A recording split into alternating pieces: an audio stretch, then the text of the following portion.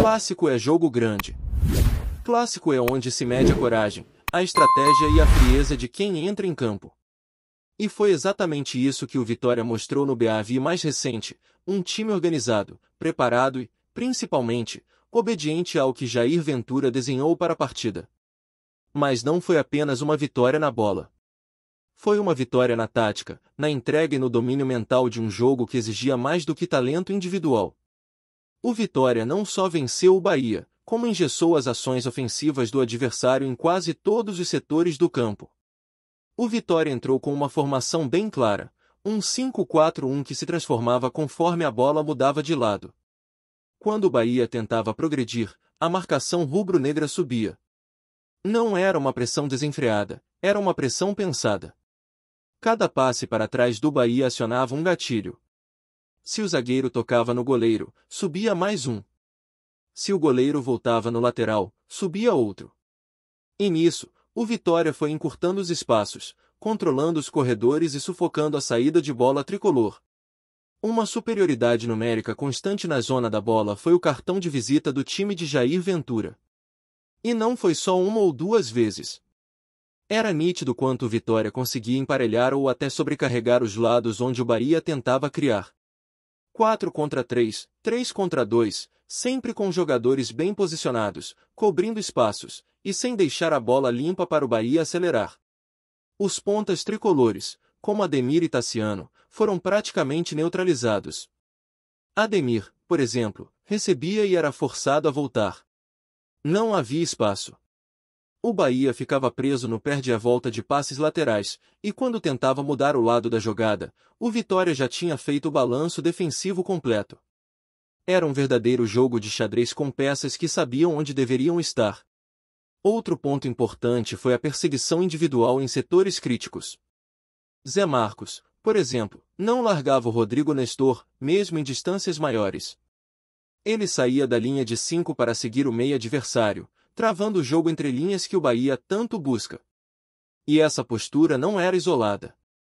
Aitor, Baralhas, Ronald, todos sabiam a hora de subir. E mesmo quando um volante saltava e deixava espaço entre a zaga e o meio, os zagueiros já estavam prontos para cobrir. A compactação foi uma das melhores do Vitória na temporada. Vale destacar também como Jair Ventura leu o Bahia de forma quase profética. Durante a preparação, o Vitória esperava um Bahia no 4-4-2, com Rezende recuado na linha de 3 zagueiros. Mas o que se viu foi o contrário, Rezende jogando por dentro, Santiago Arias baixando para fazer a saída de 3 e o time de Rogério Ceni montado num 3-2-5. Mesmo assim, o Vitória ajustou durante o jogo. A leitura rápida e a adaptação dentro de campo foram pontos cruciais. O encaixe na marcação foi preciso, principalmente nos momentos em que o Bahia tentava flutuar com Nestor e Jean Lucas. Essa movimentação no setor central exigia uma concentração absurda. Os volantes do Vitória não podiam hesitar. Quando a bola entrava em um jogador com liberdade, era pressão imediata. Ronald e Baralhas cumpriram esse papel com agressividade, mesmo correndo o risco de abrir espaços. E foi justamente numa dessas situações, num pequeno erro de decisão, que saiu o gol do Bahia. Baralhas ficou fixado atrás, Ronald subiu para pressionar quem estava com a bola descoberta, e o Bahia encontrou o passe no entrelinhas. Uma falha dentro de uma estratégia que funcionou quase o tempo inteiro. Mas é futebol. Às vezes, um vacilo pequeno custa caro. Mesmo assim, não se pode ignorar o que o Vitória fez defensivamente. O Bahia ficou sem alternativas. Tentou acelerar com bolas longas, mas Camutanga e Ramon estavam sempre atentos. Ramon, aliás, foi um dos destaques. Além de controlar a profundidade, ele foi fundamental na organização das saídas e até nas transições ofensivas. Um dos lances mais emblemáticos é justamente o que origina o primeiro gol. Ramon avança pela esquerda, cruza, e a bola bate na mão de Arias. Pênalti. Vitória na frente. E não foi por acaso. O plano de jogo estava desenhado para isso. Os alas eram as peças-chave. O que o Vitória produziu ofensivamente nesse jogo passou quase sempre pelos alas. Ramon de um lado, Cáceres do outro. Não foi à toa que os dois participaram ativamente dos principais lances de perigo. Quando Vitória chegava no último terço, era com bola nos alas e apoio dos atacantes. O desenho tático era um 3-2-4-1, com Kaiser à frente e os volantes dando sustentação. Os alas avançavam e recebiam em profundidade. Ramon foi o motor do time, sempre aparecendo para cruzar, arrastar marcação ou inverter o jogo. E quando ele não conseguia, a pressão pós-perda já estava montada. Essa pressão logo após perder a bola foi outro ponto altíssimo. Toda vez que o Bahia tentava iniciar um contra-ataque, o Vitória pressionava imediatamente. Eram 2, 3 jogadores fechando os espaços e retomando a posse. Isso quebrou o ritmo do Bahia, que tem atacantes velozes e vive de transição. Mas dessa vez, eles ficaram engessados.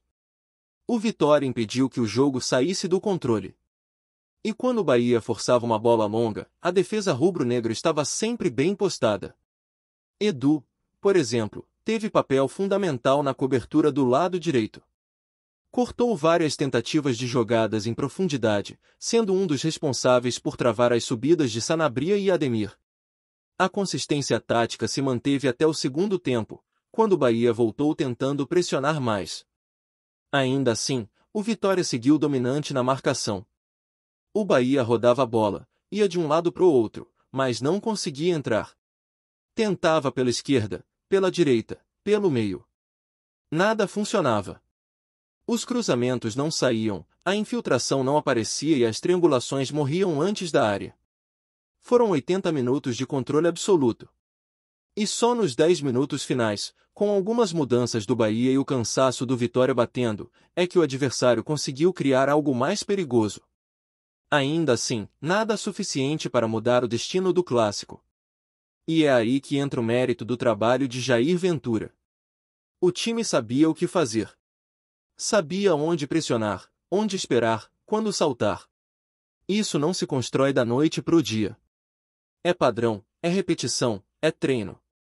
E esse Vitória mostrou que tem um modelo de jogo bem assimilado.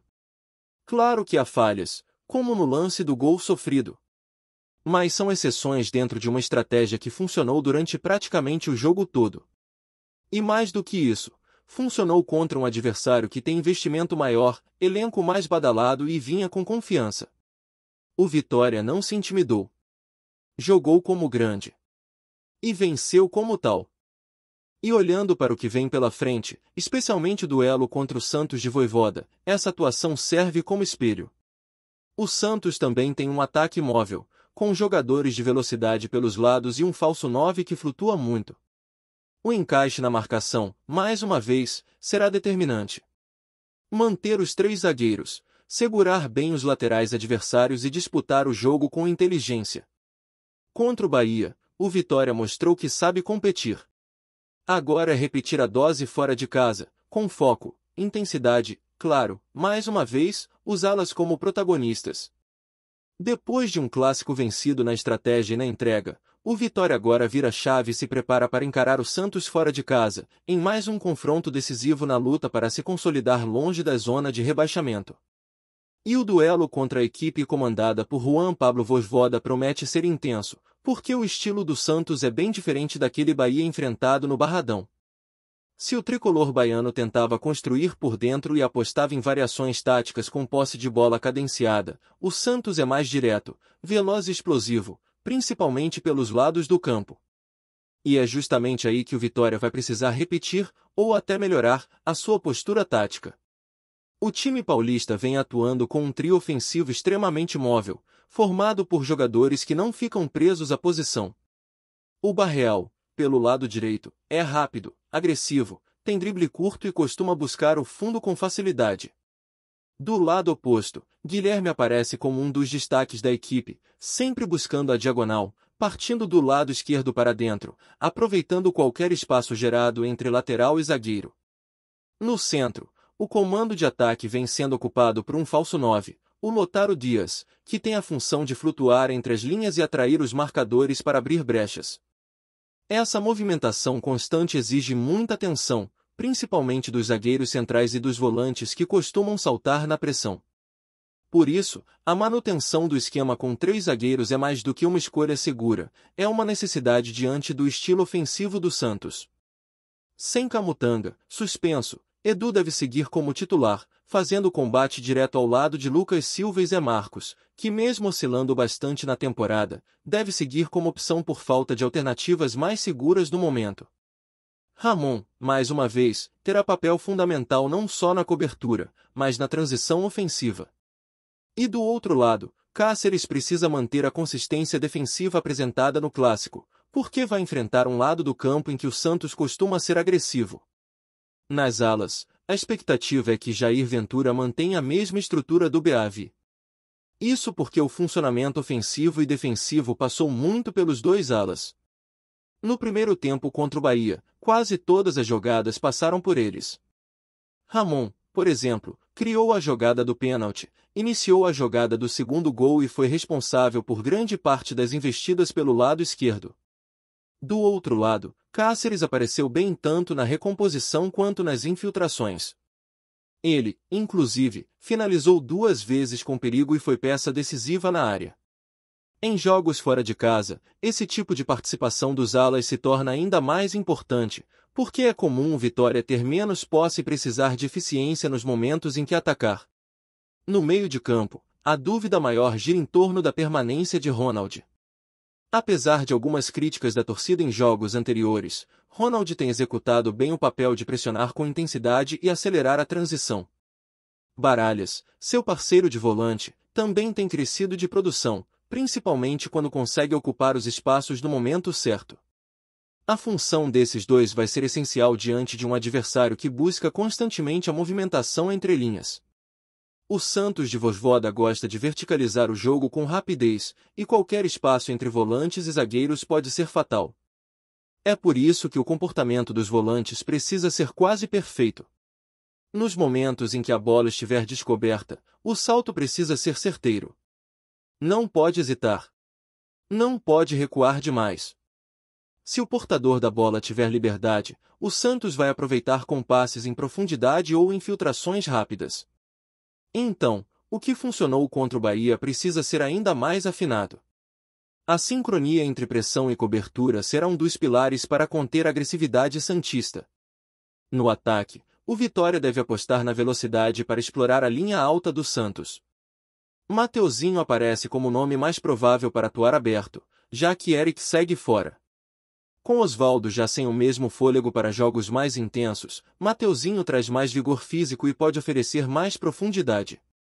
Renzo Lopes deve continuar como centroavante, substituindo Mateuzinho, que cumpre suspensão. Renzo é um atacante de força física, de briga por espaço, que pode ser útil para segurar a bola no campo de ataque e dar tempo para o time respirar, principalmente num jogo fora de casa.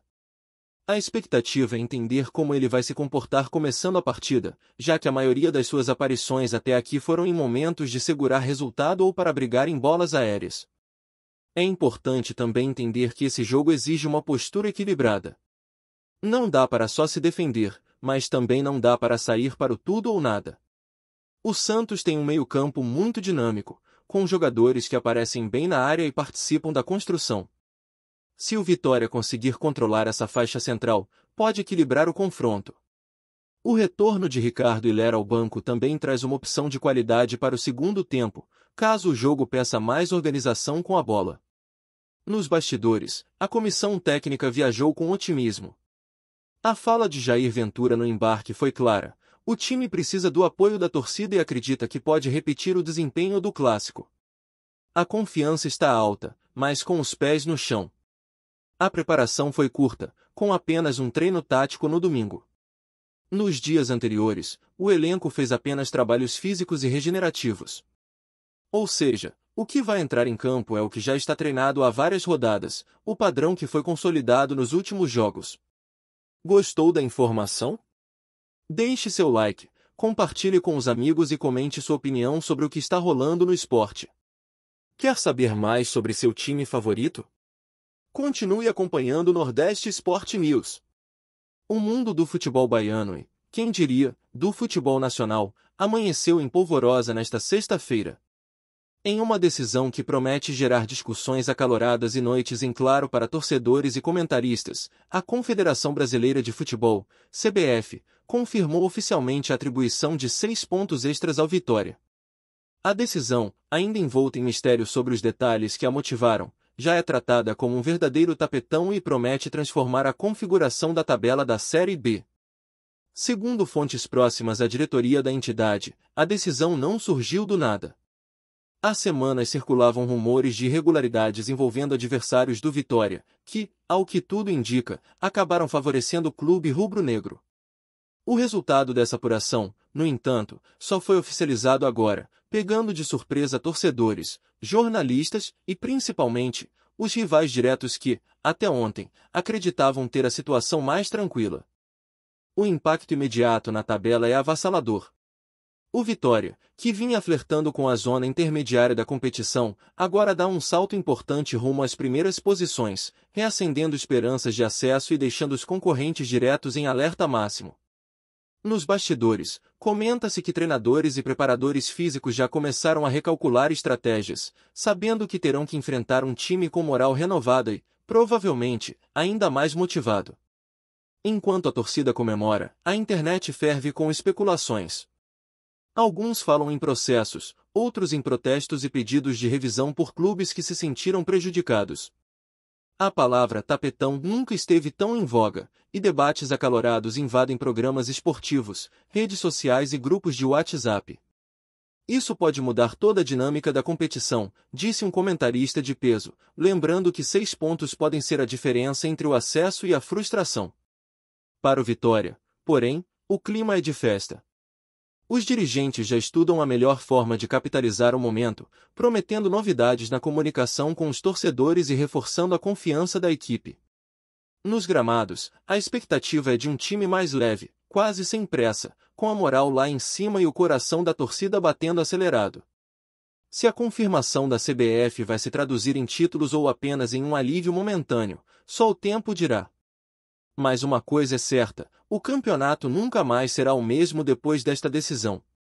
O burburinho está formado, e a pergunta que não quer calar, será que o Vitória consegue aproveitar esse presente do tapetão ou ele se transformará em mais um capítulo polêmico para os livros da Série B? Obrigado por assistir ao Nordeste Sport News. Se você quer estar sempre atualizado sobre o que acontece no futebol do Nordeste, inscreva-se no canal e junte-se à nossa torcida. Até a próxima, e que venham mais vitórias para os nossos times!